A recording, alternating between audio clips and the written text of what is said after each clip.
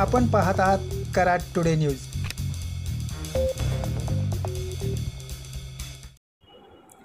पुणे बेंगलोर राष्ट्रीय महामार्गावर कोयना नदीवर नवीन 2 पुलांची सध्या उभारणी सुरू आहे।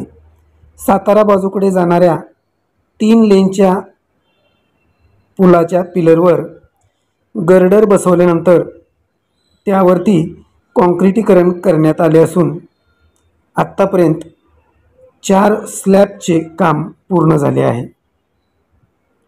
6 पिलरवर हा पूल उभा राहत असून 4 पिलरवरील काम पूर्ण झाले आहे। उर्वरित 2 पिलरवर पुढील आठवड्यात गर्डर बसवण्यात येणार आहेत। एकूण 35 गर्डरपैकी 20 गर्डर बसले असून 15 गर्डरचे काम बाकी आहे।